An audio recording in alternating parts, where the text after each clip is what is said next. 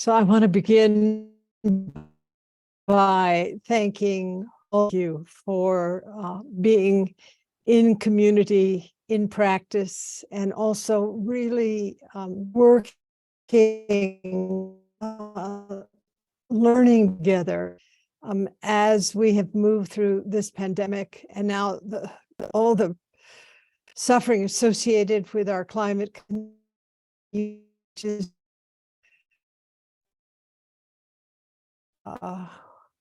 For me, as a kind of war baby, and having witnessed my own father's deep trauma coming from the Second World War, where he died with that trauma active in his experience, and realizing, this nation in Europe is under siege. And I see Monica and other European friends here, and I know you are deeply in the grip of the prayer for bringing peace forward. And I want to say, I love you all. Truly having this community to travel with through this time, and the kinds of things that we have learned together, and how many of us supported each other, has been, for me personally, something that has kept me going. I had my 80th birthday in July, and I've been writing a lot about hope. But I realized that having hope. Can we switch? Yeah, we're going to. A little glitchy. No, yeah.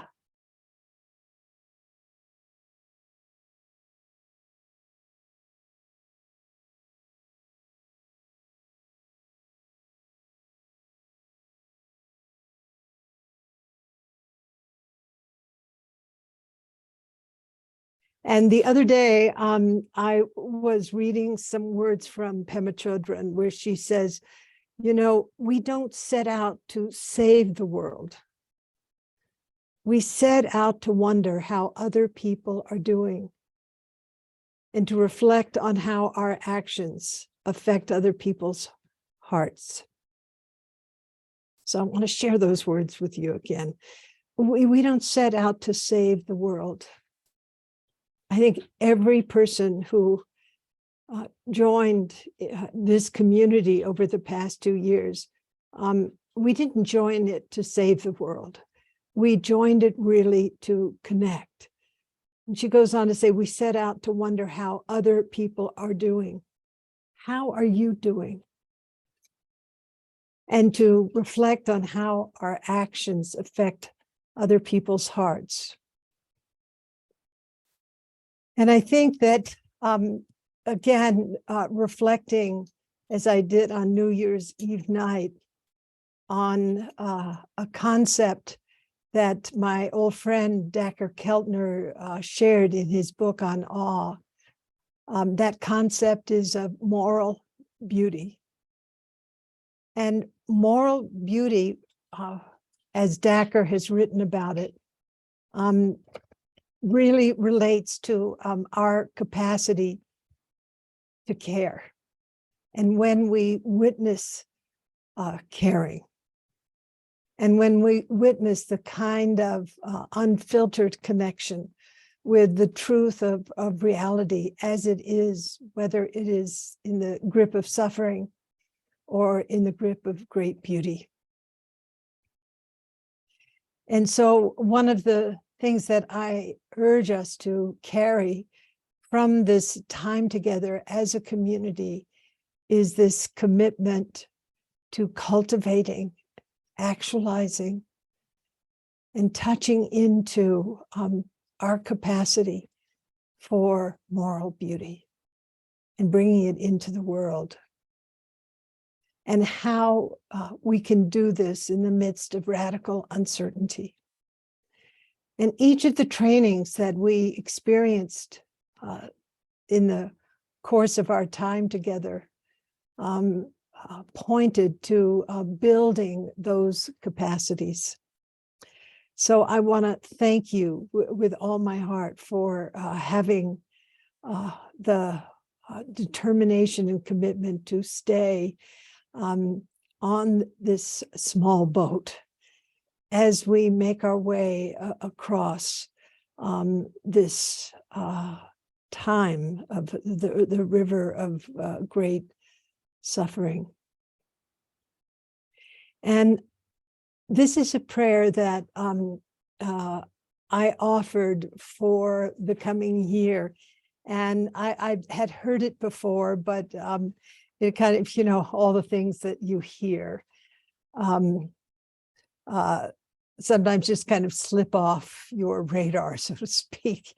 And when I was reading Dacker's book, he included this prayer from the work of restorative justice. And I did a kind of adaptation of it, and I want to offer it to all of us at the beginning of this meeting. I believe that violence is not a solution to any problem. I believe that every person and every being is endowed with sacred dignity.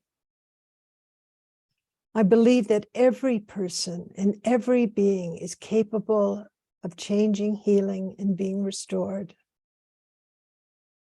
I vow to respect the dignity of every person and all beings. I vow to overcome violence with love and compassion. I vow to accompany and support those on their healing journey. And I vow to be an instrument of restoration, of reconciliation, and forgiveness.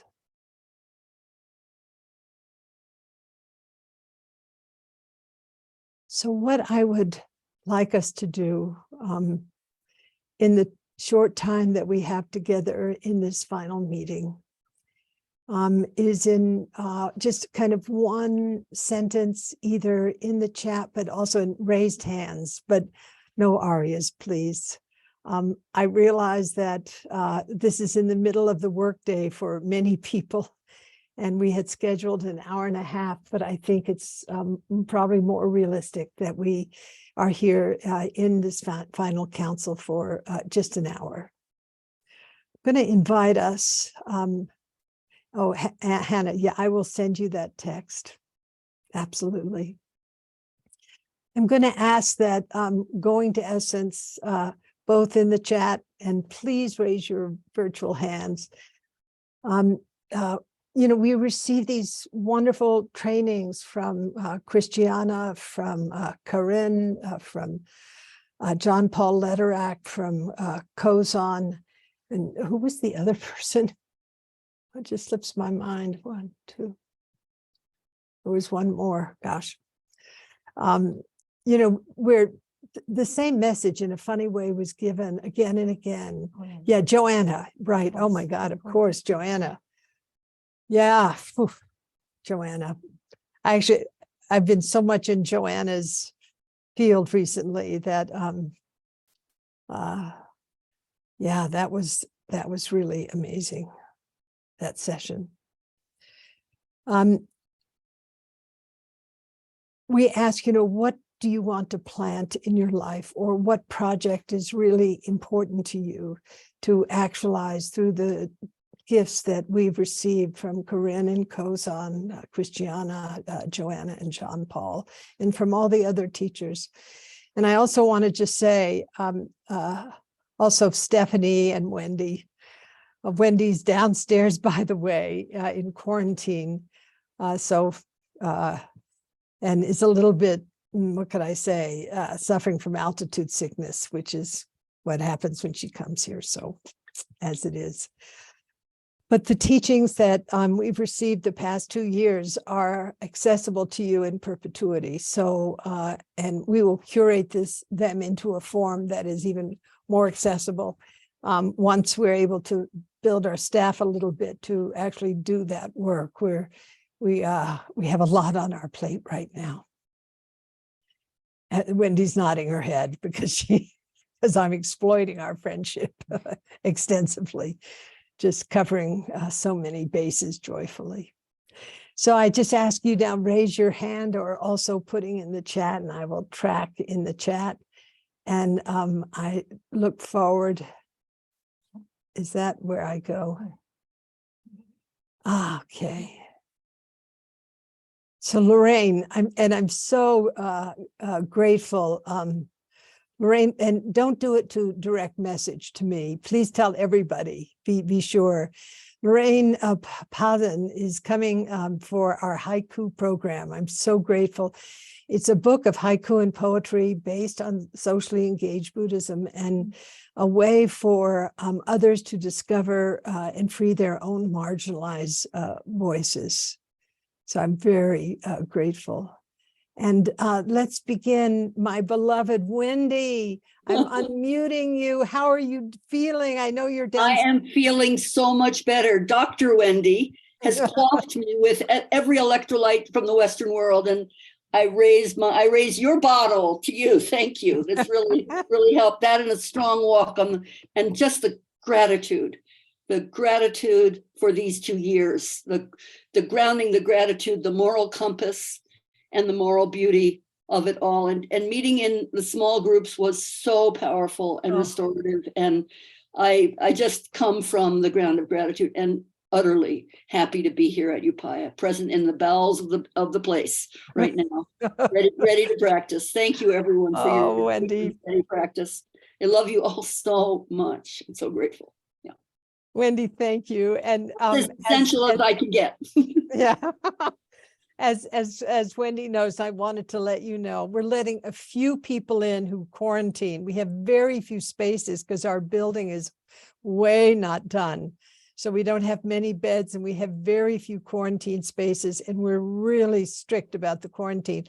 But a few people are here for winter practice period. And of course, all of you are please invited to join online. And Wendy, I'm so happy you're here. Yes, me too, Roshi.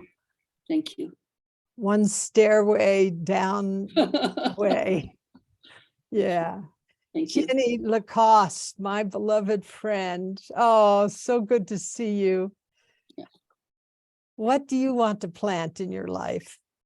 Well, I think the biggest thing has been just an even broader awareness of the importance of community and how all of these communities, whether I'm related to a certain specific cause or endeavor, have so much overlap and intersection, and just continuing to cultivate that for others and welcome people into what may not seem like a natural fit for a community, but there's a seat at the table for everybody. And within that, we can really do big things, even though they may seem small at the time. You know, Jenny, one of the things that I think is really important, and again, we've emphasized, you know, and you see it in moral beauty, it doesn't necessarily come from these grand endeavors, these grand acts. It is really in these small and intimate and authentic gestures that moral beauty is revealed. And you certainly live that every day as you tend the dying. So thank you, Jenny, for your courage. So I want to just share, Joanna Kramer wrote, recommitting to my support of mothering as a spiritual practice. Jacqueline, thank you.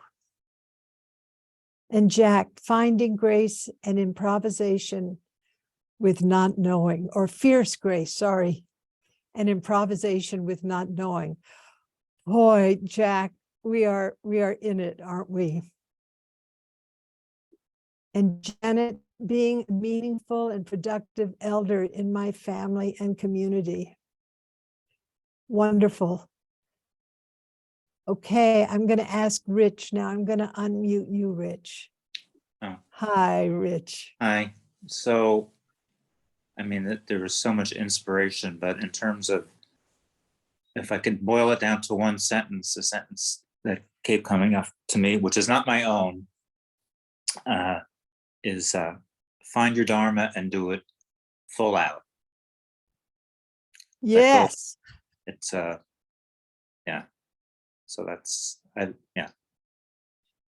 Thank you so much. And, you know, in the Eightfold Path, this is virya, you know, which is often talked about in terms of determination, but we translate virya as wholeheartedness, wholehearted. Thank you so much, Rich. And then Catherine, she says to live from the place of understanding that it's not a binary choice, that both/many truths exist simultaneously.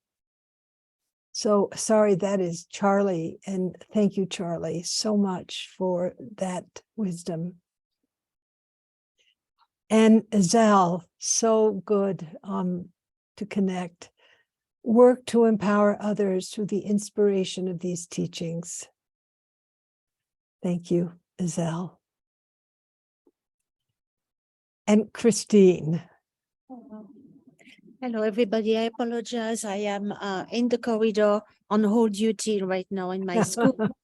And I'm so grateful for these 2 years. But I wanted to share with you a quote from Victoria Erickson. I really do not know who she is, but I love the quote. And it's all about education, which is really what I feel is really important for me to work on. That quote is, open quote, "I did not come to teach you. I came to love you. Love will teach you." And that's really what I think is so important, because when we are dealing with a lot of diverse kids, diverse backgrounds, some kids never had an education before, some kids are refugees, some kids are very poor, some kids are very rich. So you have to deal with those differences and be present for everyone. And at the different level, be present at a different level for everyone. Thank you. Thank you. You know, that wisdom is really important. And this is one of the things that we have tried to convey about compassion, is that compassion is not something that is static. It is completely context dependent. It is responsive to a particular moment and situation in time.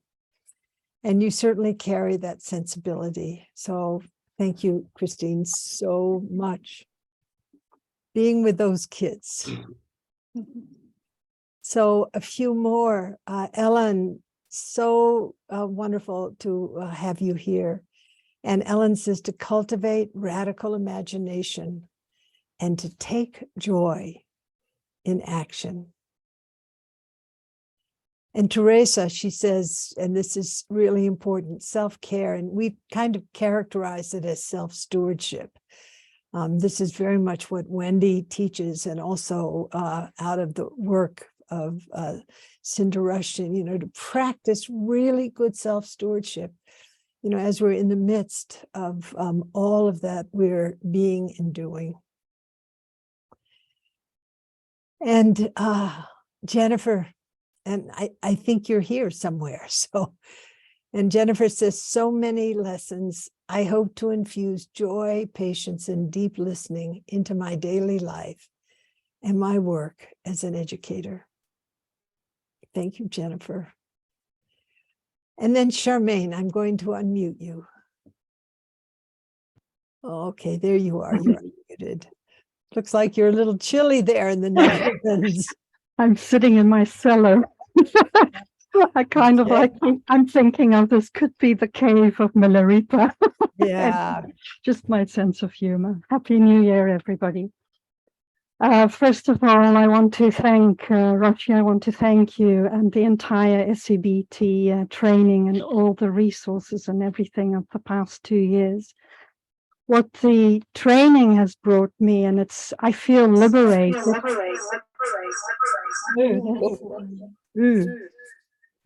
Yeah, I think your iPhone is on. No, it's a second person, maybe. That one. Hold It's on. not, it's not my phone. Okay, let me just, okay, hold on. Somebody mute your phone. Let's look at, It looks gone. yeah, I think we're okay now.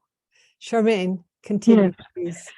So what I'd like to share is that I found clarity in activism. Like, what kind of activist would I really, who am I and what kind of activist I am?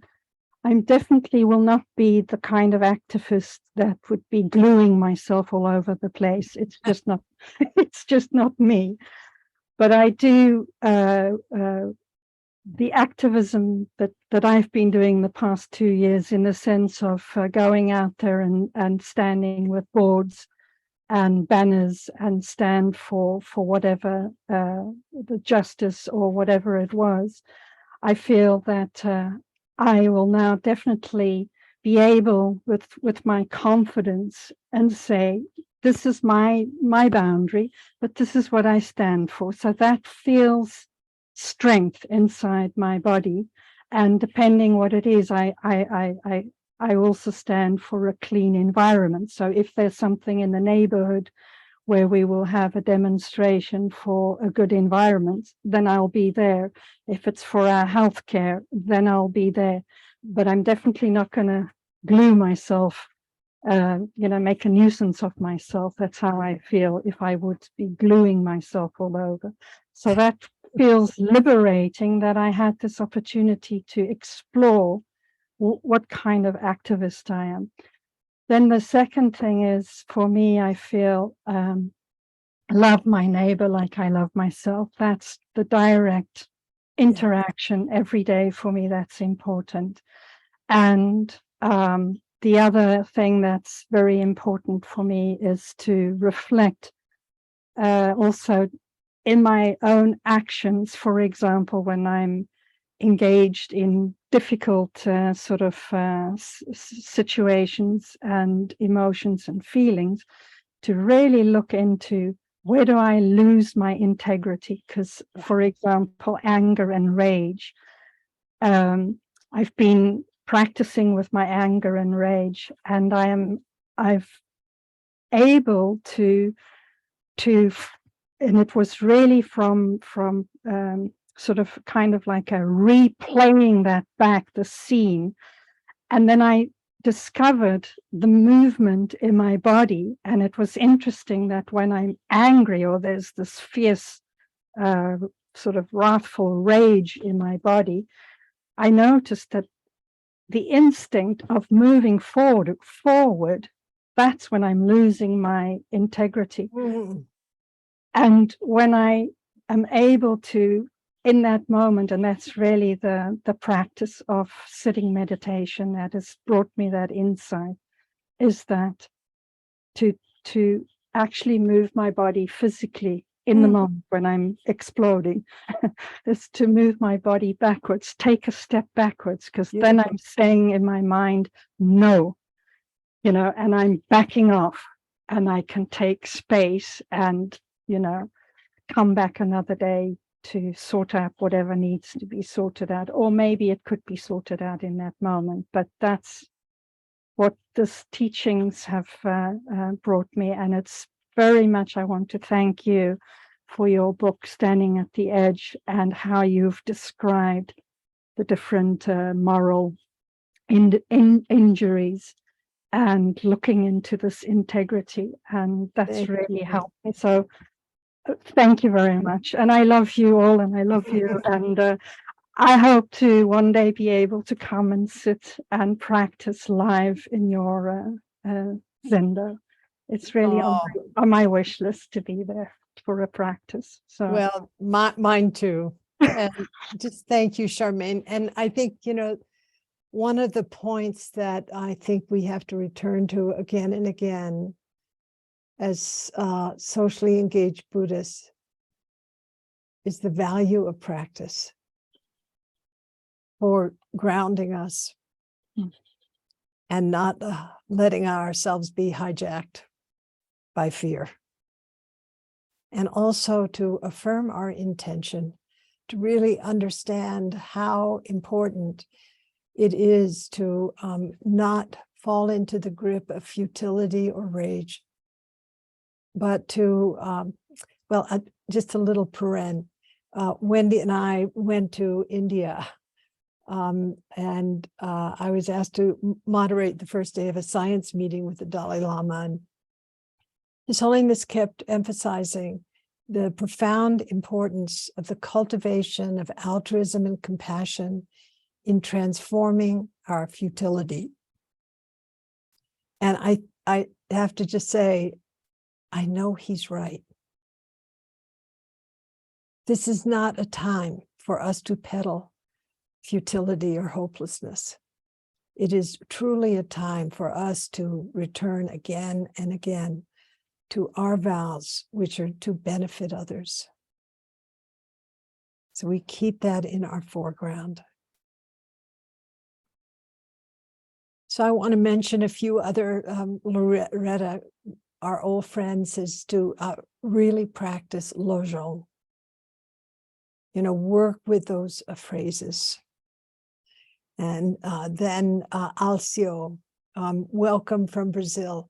Alcio, actually, would you mind raising your hand so I can just,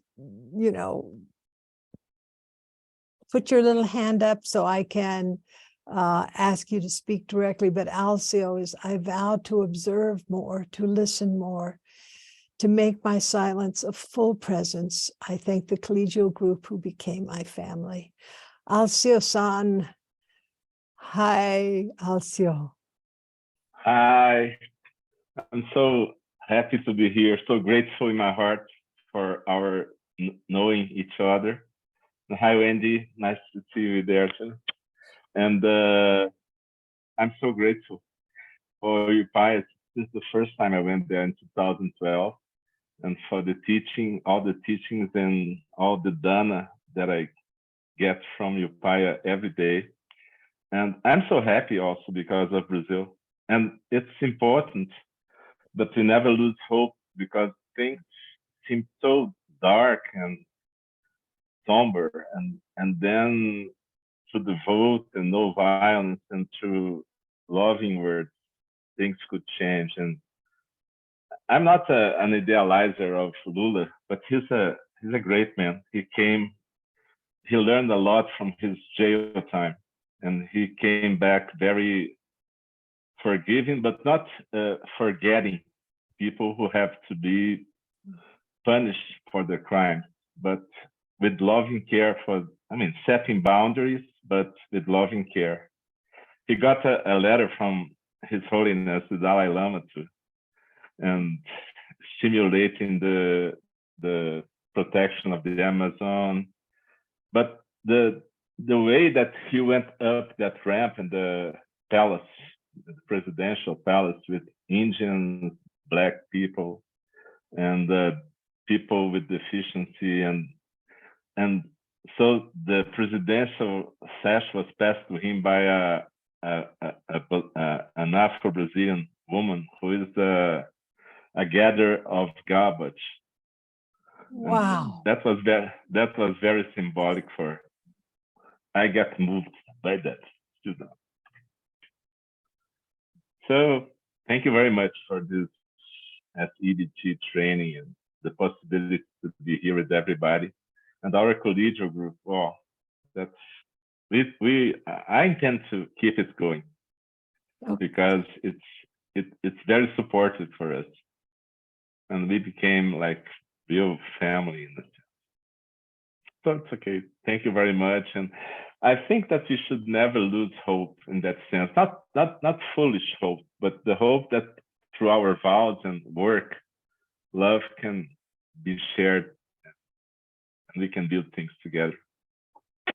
My kiss to you. So Andy. Alcio-san, this story that you just told is such a beautiful example of moral beauty.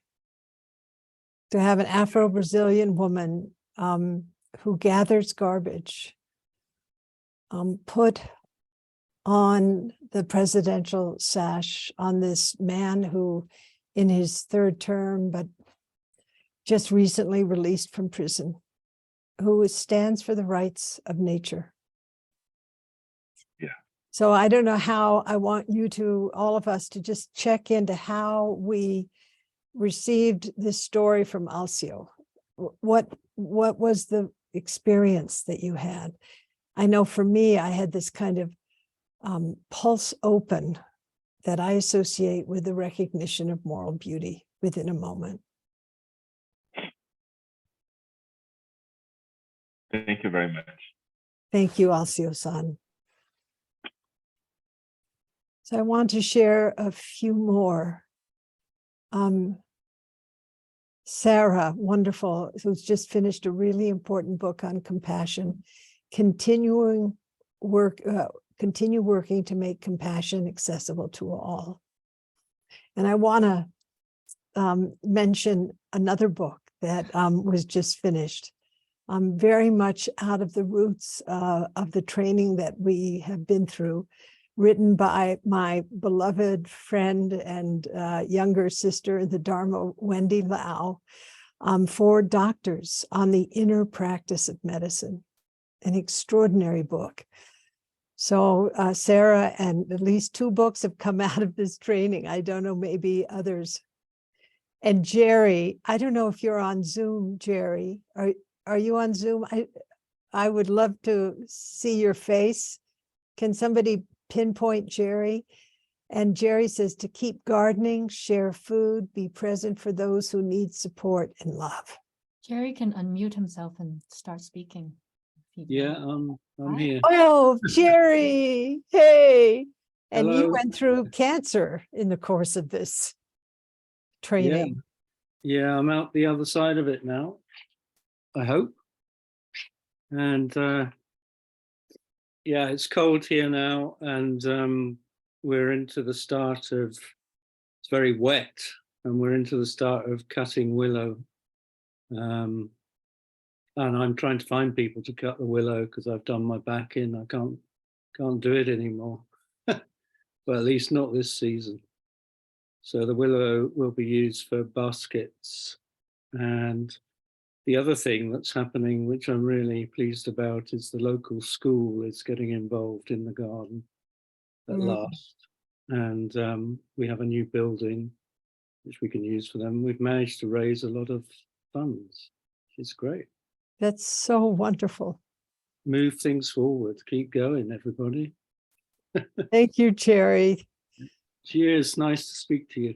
Yeah, it's really beautiful to connect. And, you know, following Jerry the past few years, I think many of you know that willow is one of the attributes of Kuan Yin, of Avalokiteshvara, she who perceives the suffering of this world.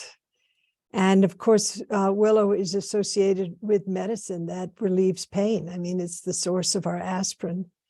But it also, Jerry, in your weaving of baskets, it is associated with flexibility. And so may each of us weave many, something just happened. Decline. Okay, Oh, you're off. hold on. Your video is off. Can you see us or? Whoops. There you go. Okay, sorry, tech glitch. But just one of the things, Jerry, as we meet this year, I hope that we can meet it in the spirit of Avalokiteshvara, of Kuan Yin, relieving the pain of this world, and also with the heart of great flexibility. Thank you for being part of this community, Jerry. Oh, thank you. Thank you so much. It's been wonderful. Really important to me and to everyone here, I'm sure. And Steve, welcome. I'm trying to unmute you, but I'm not successful. You should be able to. Can you himself. unmute yourself, Steve? There. Is it working? It's working. Wonderful. Okay. Hi, Roshi, Joan. Hi, Wendy. So grateful for this 2 years, and that last session with Christiana just blew me out of the water, I have to say. It was so lovely, so powerful. my seeds, what I'm planting from this time is I have found a deep devotion to Dara Bodhisattva, Earth Holder Bodhisattva, who I am studying more and realize her vow is to heal the connection between people and the planet, which I think is so what we need. And so a couple of the ways I'm working on that, I'm in an eco chaplaincy program now, and doing earth grief rituals has been something I've been leading some small groups of people in. It's been really helpful and powerful to touch into the grief and work with it. So the other piece I'm working on is getting involved with Citizens Climate Lobby and connecting that work with interfaith work and getting faith groups involved in climate lobby work. So those are a couple of sprouts that have come out of this program in our time together. Thank you so much, Steve. It's just been beautiful traveling with you. And of course, I wish you were able to come to Rohatsu again one day. It's just, thank you for what you're doing. And, you know, having moved out of kind of the sort of public servant work into the earth servant work in the way that you've done has been really inspiring to bear witness to. And then I want to say, Mark, he says, I've learned to stop, look, and listen. I see listening as the path on my map to social action and justice work. This is what I have been ensured to receive from our teachers. So I'm recalling again the not only Avalokiteshvara perceiving the cries of this world, which is, you know, exemplified by Roshi Bernie's second tenet of what is it to really bear witness. And bear witness, it means that listening is really about connecting, not separating from either the truth of suffering or the truth of joy, moment to moment. And I'm grateful that you mentioned grief, Steve, because I think that without allowing ourselves to really touch our feelings, our emotions at this time, we become less than who we really are. So thank you, Steve. And thank you, Mark, for your words. And then I don't know who this is. It's iPhone 505, I think. Bringing the teachings to our community in the making, Washington Commons. Oh, that's Sandra Lee, a co-housing creation in West Sacramento. Wonderful, Sandy. And thank you for some of my most favorite pictures of myself. Really. Sandy's the one, if you see my Instagram account or the beautiful Facebook or web page that Sunny Shender did. Anyway, the pictures that are used are Sandy got off of, you know, the computer for these teachings. So thank you. And Teresa, self-care and compassion, I shared that. Vicky Nagano, who has also been through an incredible health crisis. Now she's strong like Jerry and healed. Deeper connection through forgiveness and open-heartedness. And Vicky is a close student of Thich Nhat Hanh's Sangha and also a close friend of ours. So I'd like to ask a few more of you if you will raise your hand to share directly, because it's really nice to kind of see you all directly. Natalie or Leslie or Marina. Don't be shy, you all. Put your little hand up. Hey, Marina. Hello. Hello, Oh, everyone. Hello, Roshi. Hello, Wendy. so good to see you. You too. I was feeling a little shy, but just wanted to mention really feeling moved about bringing the meditation practice and offering from moving off of Zoom into the world and into the forest. And my plan is really to lead some of my meditation classes outdoors. Washington, D.C. has a beautiful park right in the middle called Rock Creek Park. And I'm just inspired. I bought this book called Rewilding. Oh, yeah. Teacher at Kripalu. I just am coming back from there. And just really interested in putting this into practice. And, you know, just from the very first SEBT talk with Joanna Macy, my life has truly been transformed, I think, through all of the teachings and being with everyone here and being so inspired. And just really looking forward to staying in touch because of the that jewel of the Sangha and being with spiritual friends. Much love. Thank you. To you, Marina. Marina, I know you're you have a particular role in our government, and I would love to hear how you're reflecting some of what you've realized through the training in your work with USAID. Yes, thank you for that. Well, one way, really, I would say, in the substantive part of my role at USAID doing policy work around global labor issues is working with this term called just transition, and actually being able to support my colleagues who go to COP meetings, who represent the US government, you know, at the highest levels and in US policy, really trying to help them connect the issues of human rights and environmental rights. So that's what I'm up to now. And in every opportunity I get, I am adding talking points around being able for people to connect back with the planet so they can be better caretakers of the planet. And I'm often seeing right now in policy worlds that they're in silos right now, the human rights world and the environmental rights world. So what I'm hoping to do in any small way that I can is to bridge that divide, because we're all part of you know, this beautiful interconnected life ecosystem. Thank you. Thank you so much.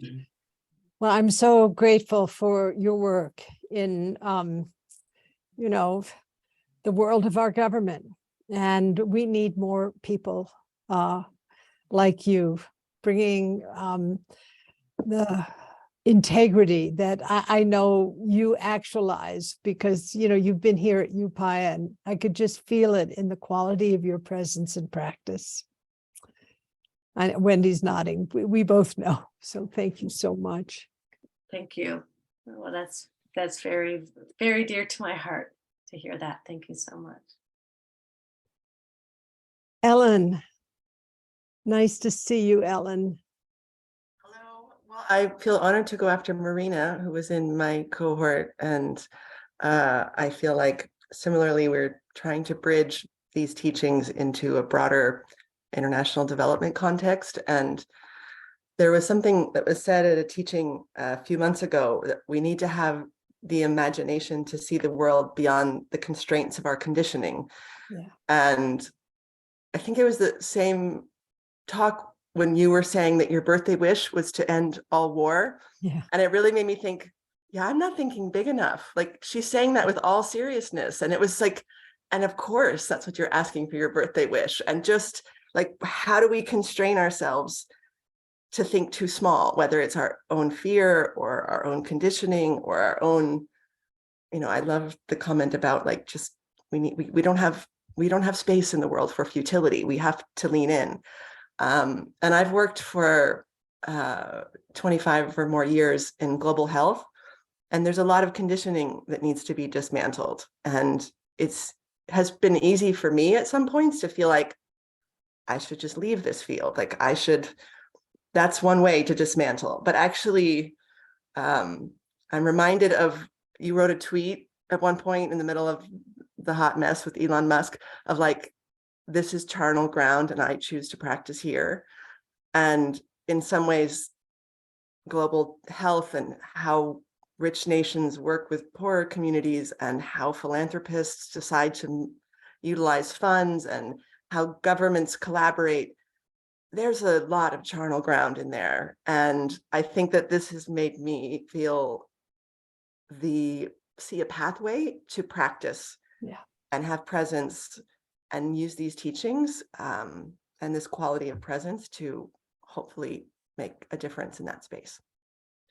So I want to ask you also if you would reflect just briefly, Ellen, on your shift in strategy around leadership. That was such an important piece of learning in our cohort from you. Thank you. I think that the 3 tenets of really not knowing, bearing witness, before taking compassionate action, I just realized the emphasis needed to be a lot more on the not knowing. I mean, especially when you're positioned in the world as an expert and people look to you for leadership, it can have a cycle of you feeling this burden of leadership. And when I shifted in a way to, I mean, I've always loved the concept of servant leadership, but I just felt that landed so much deeper to, I mean, I think over the course of this, this couple of years, I no longer take interviews. I no longer, like, I just pass the mic all the time whenever there's an opportunity for a conference, for a positioning, to the people who are closest to the problem and the communities that they serve, and how can I use whatever privilege and access that I have gathered to hold others up and hold people who have the clearest personal experience with transforming their communities in that space. And it's actually been a added joy, because I think you can't burn out in a way from that kind of service. And it's just joyful to think of, I think, leadership as coaching more than managing. So I think, I think just a lot of humility but sitting with that humility, because sometimes I've let humility eat away or turn into an imposter syndrome or turn into just doubt about, like, who am I to try to solve these large problems in the world? And I think I just have learned to sit with that humility and to try to be of service from a place of more quiet and more listening and more honoring. So thank you so much for that. I just want to underline the value, as you said, servant leadership, the work of Greenleaf, which I think his work is really exceptional. But in the lived experience as a leader in global healthcare, understanding that the people who are on the ground in Africa, in Asia, who are dealing with what feel to be, from our point of view, problems that are insurmountable, that it is those people who really understand the deeper strategies that will bring the best forward. So thank you, Ellen, for your work. I'm going to invite Ellen. Let me just do this. Lorraine, I saw you nodding your head as Ellen was talking, and I thought, yes, she understands. And I'm so grateful you'll be, contributing to the haiku program. And I want to express this incredible appreciation for this beautiful book that you did. But share a little bit what you want to bring forward in the world. Thank you. Thank you, Roshi Joan. Thank you to this profound community and the support of this community in overcoming some of the conditioning that I've heard shared here, the sense of small self.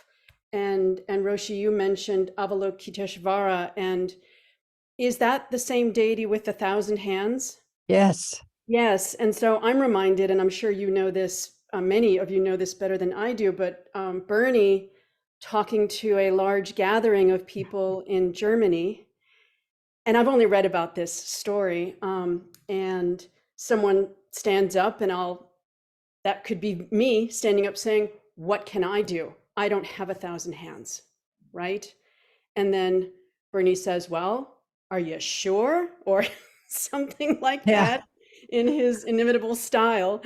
And so he asks everybody to raise their hands. So can we all raise our hands? Look, 1,000 hands. So much more profound than my tiny hand and anything I might offer, but just the sense of taking these steps forward to have a voice, to empower others to speak, is something that happens in this type of community, these teachings and this gracious leadership. And it's an honor to receive it, and it's an honor to take steps forward to share it. Mm. I'm very, very grateful. Thank you. And I And can't wait to share haiku and anything else with anybody who wants to tune in. It'll be a lot of fun. Well, Lorraine, tell us a little bit about your book. Oh gosh, it's called Upwelling, and it's a collection of haiku and senryu and other sort of short form Japanese poems. I've been writing for a few years, and when I first started this program, in my opening essay, I think I was in a very difficult spot of feeling completely overwhelmed from some meditation practices I'd offered in juvenile hall here in San Diego. And I completely burned out. I didn't know how to resource myself to do that work and to keep myself healthy at the same time. No boundaries between empathy and compassionate action at that time. And the idea of going back out into the world and following these wonderful teachings, I had a real visceral reaction against, because I didn't want to keep burning out. So grace, the other teachings, so I decided, following one of the precepts, to turn inward and try to heal myself before healing the world. And all of this work about frustration, marginalization, violence, war, all of it came out in this language of haiku poetry. Yeah. So it was a real healing thing. A lot of haiku doesn't really have as socially active an opinion in the world, perhaps. I think the genre is expanding and changing, as all art will do.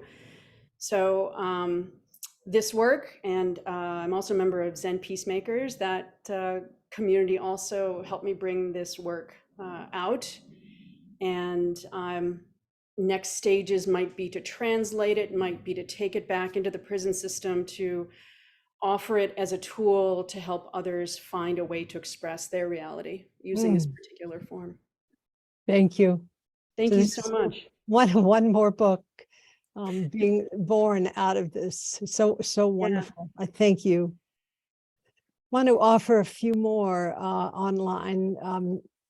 Meg says, how to offer beauty and grace to others in really difficult times. Sandra, practice generous listening and living comfortably in a space of not knowing. Boy. Leslie, to be a lighthouse of kindness, compassion, and radical honesty.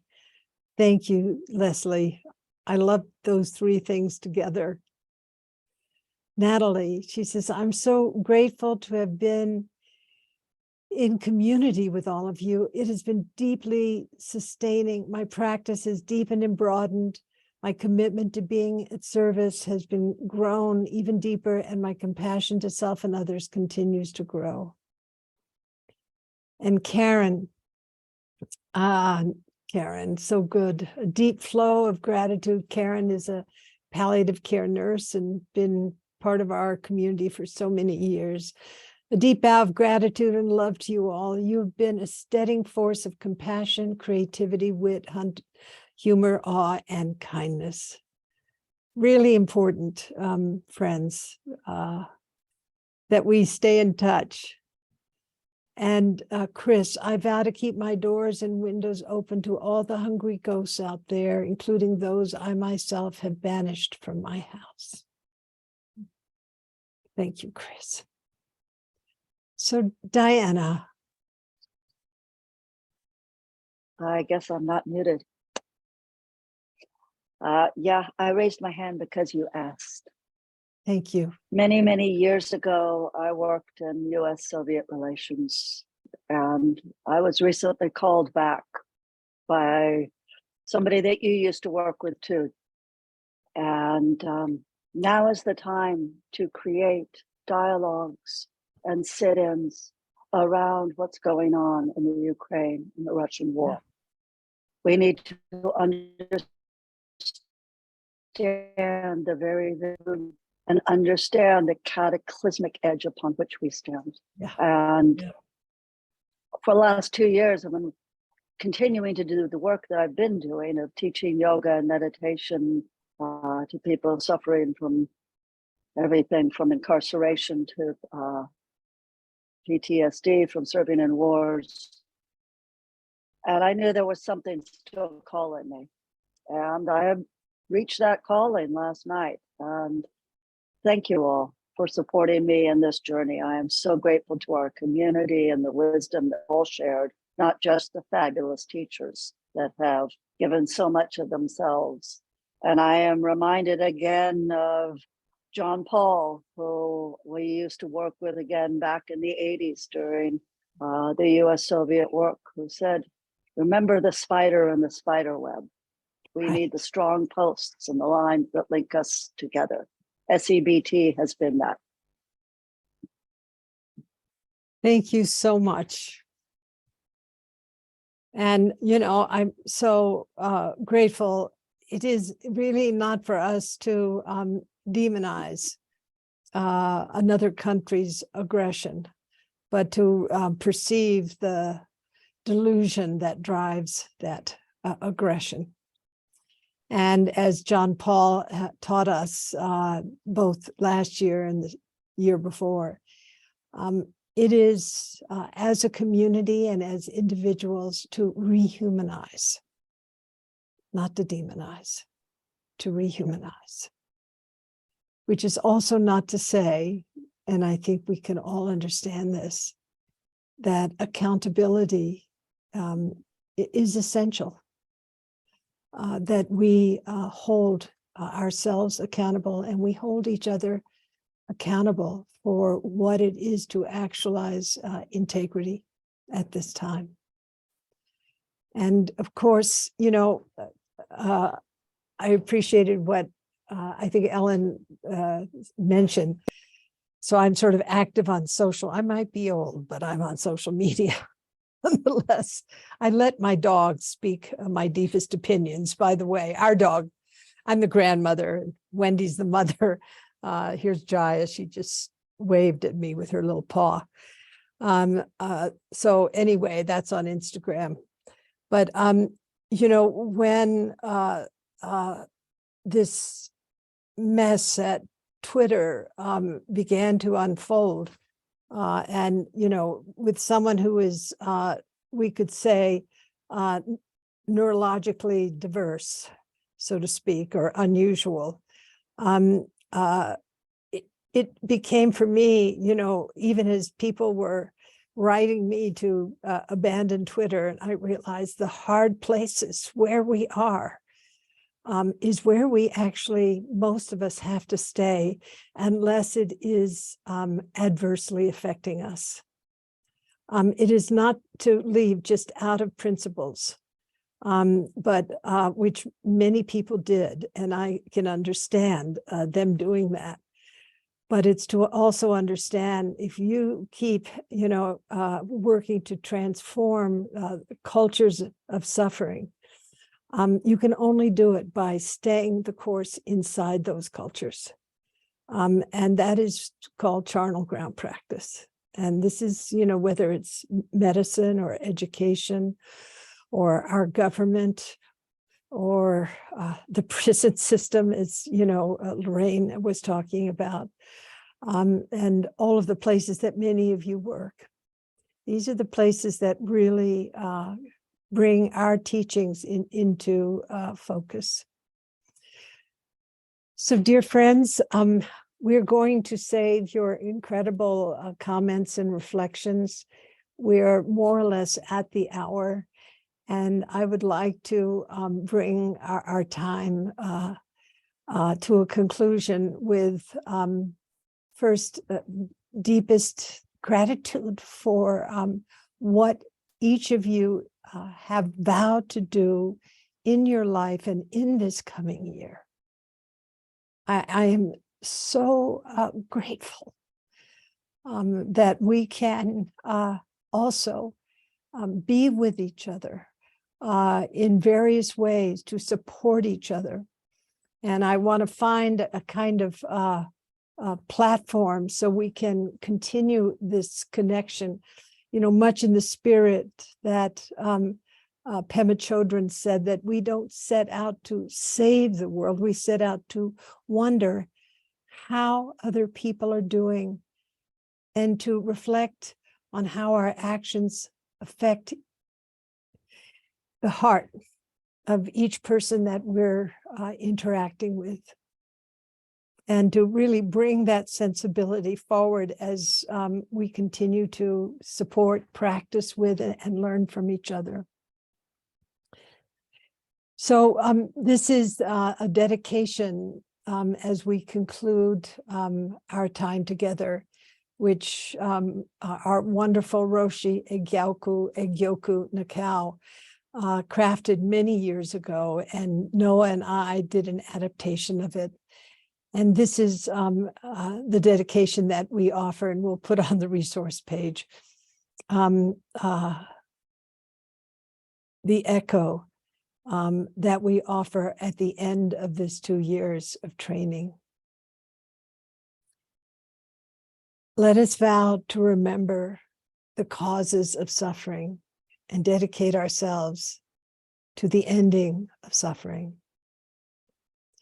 Let us accept all that we cannot change, and let our hearts be broken open. Let us vow to bear witness to the wholeness of life, realizing the completeness of each and everything. Embracing our differences, let us realize that we are not separate from each other and all that is.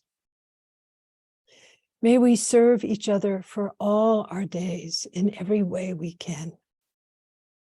Let us vow to open ourselves to the abundance of life. Freely giving and receiving, let us care for the trees, the rivers, the oceans, the meadows, the fields, and all beings. Let us vow to forgive all hurt caused by others and ourselves, and to never condone hurtful ways. Being responsible for our actions, let us free ourselves and others. Let us vow to remember that all that appears will disappear. In the midst of uncertainty, let us sow love and kindness. Let us together live the great peace that we are. And may we give no fear for all our days, here, there, and everywhere. Creations are numberless. I vow to free them. Delusions are inexhaustible. I vow to transform them. Reality is boundless. I vow to perceive it. The awakened way is unsurpassable. I vow to embody it. Let me respectfully remind you, life and death are of supreme importance. Time passes swiftly, and opportunity is lost. Let us awaken. Awaken. Do not squander your life.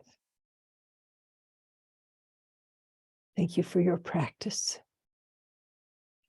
Thank you for your dedication to ending suffering in this world.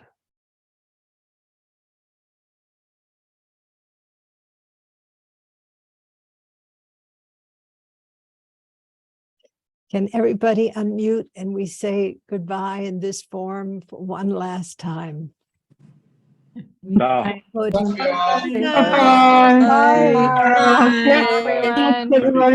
you. See you to everyone. Ciao, Thank you felicidade. for all your courage and your love. Gratitude.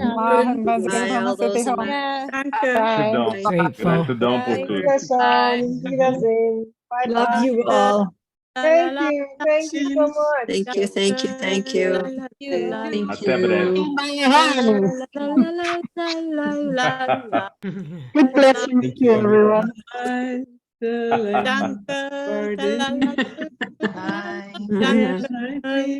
Tchau. Oh, Shelly. Bye bye. Tchau, tchau. Bye, bye. Ciao. Bye-bye. Bye. Bye.